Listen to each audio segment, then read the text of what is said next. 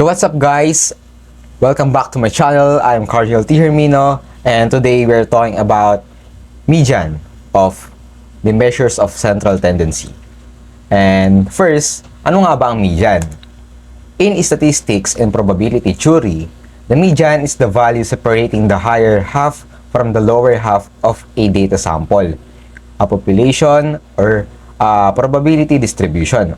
Sa madaling salita, ang median, ito yung the middle data na naghahati sa dalawa or sa lower half and the higher half. So, kung mapapansin nyo, ang median kasi, to compute the median, the first thing you need to do is to arrange it. So, pwede siyang least to greatest, o pwede namang malaki o paliit, and depende sa yun, ganun. So, sinasabi dito na in statistic and probability theory, ang median daw kasi, ito yung naghahati sa dalawa. So, syempre, for example, meron tayong 10 data in a dataset. So, para mahati yung dalawa, so, to find the median, kailangan mong hanapin yung pinakagitna. And then, ayun, mahati yung lower half and then the higher half kung naka-arrange siya from least to highest. Or from least to greatest. And how to compute for the median? Syempre, meron tayong formula dyan. We have the formula for ungrouped data and for group data. So, sa ungrouped data, meron kasi tayong mga datas na or activities. Kunyari, for example, meron tayong 6 data, 7 datas, ganon. So, syempre, pwede siya maging odd or even. So, kaya meron tayong dalawang formulas for ungrouped data. And then, that is the odd and even. So, for odd, or yung 1, 3, 7, 5, ganon, ang formula natin is n plus 1 divided by 2. So, ayun, hanapin lang natin siya. So, ang n natin doon, parang ano siya, number of values, parang ganon, kung ilan sila. Then, sa even naman, malalaman natin kung ano yung n dyan. Sa even, meron tayong n divided by 2. And for the group data, meron tayong x na may kulot sa taas is equal to L plus n over 2 or n divided by 2 minus the summation of the cumulative frequency divided by FC multiplied by C. And then, sa ungroup data, tulad nga ng pinakita ko kanina, sa previous presentation natin, sa odd, meron tayong n plus 1 divided by 2, where n is the number of scores. And sa even naman, n divided by 2, where n is the sum of two middle numbers. So, magkaiba sila sa even. Syempre, meron, kunyari, for example, meron tayong 6. Ang 6 na yon, ito, kunyari, meron tayong 6. So, ayan. So, you need to find the sum of two middle numbers and then divide it by 2. For example, the data below are the scores of students in an English test. So, we need to find the median for ungroup data. And then, meron tayong 18, 19, 20, 21, 22, 23, 24, 25, 25, 28, 28, 29, 30, 30, and the last one is 30. So, we have 2, 4, 6, 8, 10, 12, 14, 15. We have 15 datas here in a dataset. And how to compute for the median? So, ano nga, di ba yung 15 kanina? So, yung 15 ay odd number. And then, to compute that, the formula for that is n plus 1 divided by 2. So, paano yan? So, we have ang n natin, magiging n natin ay kung ilan sila. We have 1, 2, 3, 4, 5, 6, 7, 8, 9, 10, 11, 12, 13, 14, and 15. So, we have 15. Yan. So, 15 plus 1 divided by 2. We have 16 divided by 2. So, ang median natin is 16 divided by 2 is 8. So, pang 8 term. So, ayan, 8 term. So, bilang tayo. 18. So, ito yung 1, 2, 3, 4, 5, 6, 7, 8. So, ito ang pang 8 term natin. We have 25. We have 25 for the median. So, next natin, ito yung sinasabi ko kanina. We have 2, 4, 6. So, we have 6 datas in a data set and that is even. 6, ang 6 ay even number. So, we have 102, 106, 108, 112, 116, and 121. So, para naman dyan, we have the formula na n divided by 2. So, ang n natin ay yung total the sum of the two middle numbers. So we have 108 plus 112 is equal to 220. So ito yung n natin ngayon. So mangyayari dyan, we have 220 ayan, divided by 2 kasi ito nga yung n natin and n yan, ito n divided by 2 natin is equal to 110. So, ayun yung median natin for ungrouped data at para sa even.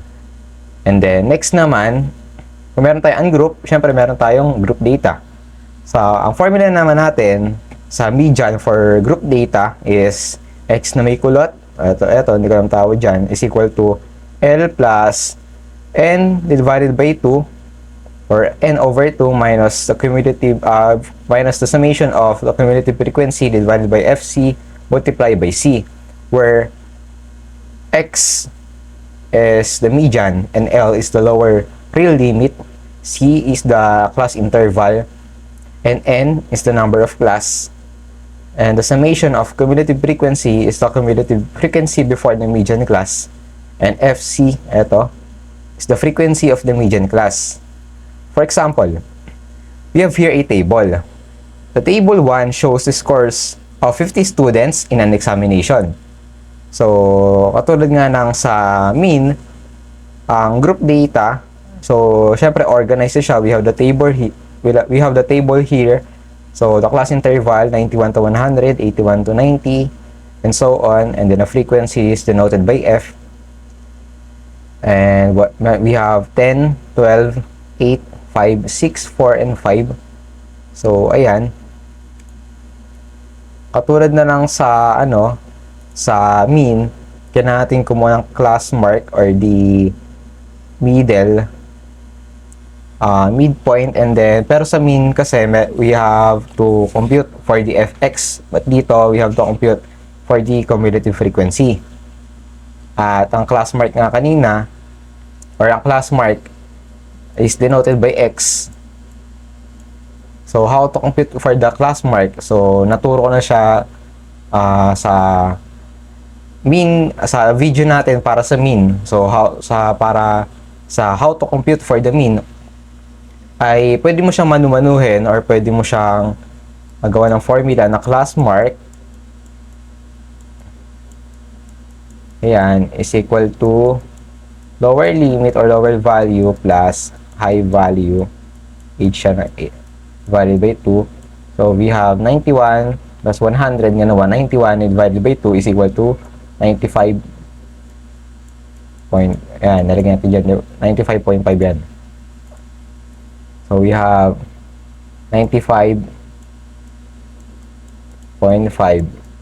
then 85.5 then 75.5 and 65.5, 55.5, 45.5,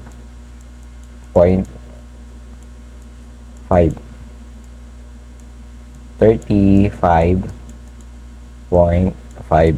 So, wag kakalimutan na ang class mark is denoted by X.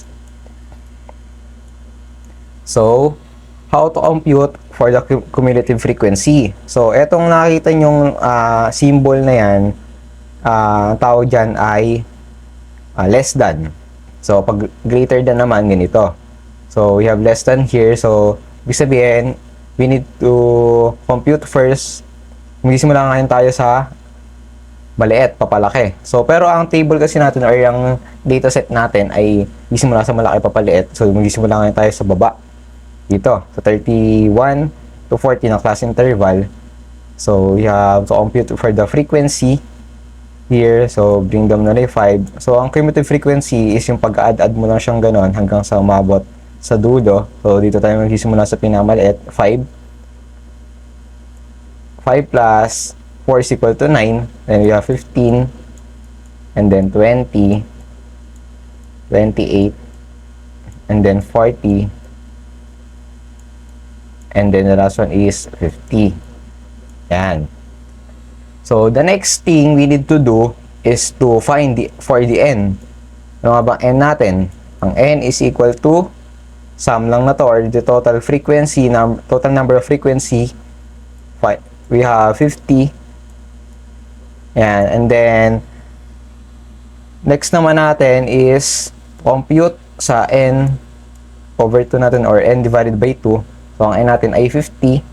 We have 50 divided by 2 is equal to 25. So, pang 25th term. So, ang gagawin mo dito ngayon, dahil meron na tayo na to, titingin ngayon tayo sa cumulative frequency. Hahanapin natin kung saan siya compatible o saan siya papasok. Papasok ba siya sa 20? Siyempre hindi, kasi magiging kulang naman. At dito na siya ngayon papasok sa 28. Kasi we have 28, we have 25 here. So, sa 28 na siya papasok. Kaya, magiging median natin is etong 28 or 71 to 80 na class interval natin. Ayan. Sa median, ito ang kailangan natin hanapin. Yung pinakagitna. Sa paggamit ng n divided by 2. So, we have here 78 to 80 na class interval and 8 na frequency, class mark na 75.5, and then the cumulative frequency of 28. And then next naman natin is formula na tayo. So formula natin is L plus n over 2 minus the cumulative frequency of what is the summation of cumulative frequency over FC bracket or multiply by C, and then ang L natin or ang lower real limit, titingin tayo ngayon sa median natin. Ito ang median natin. So we have 71 to 80 na class interval at ang lower real limit natin ay 71. So magiging ang 71 ay babawasan ngayon natin ng, so, minus natin ng, or subtract natin ng 0.5 ng 71. So, we have 70.5 plus ano yung n over 2 natin? Ito yung 25. So, 25, minus nga lang natin ngayon sa the summation of cumulative frequency. Ito yung below sa median natin. The cumulative frequency before the median. So, 28. Dahil nagsisimula tayo ngayon sa pinamababa, pataas. So, dito ngayon tayo magsisimula papataas. Bago mag-28, we have 20. So, yun yung cumulative frequency natin. And then, yung FC natin, siya yung frequency ng ating median. So, we have 8.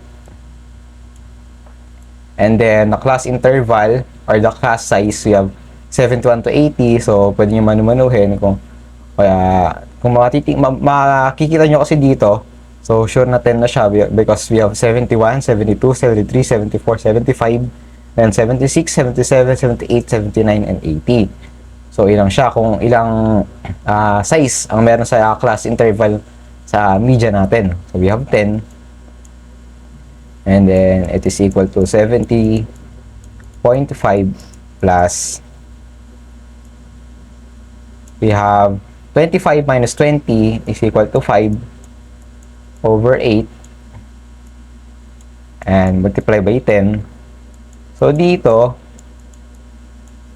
i-diretso na natin siya. Or, 5 divided by 8 multiply by 10 na gagawin agad natin. So, ano nga ba yun? 5 divided by 8 multiply by 10 is 6.25.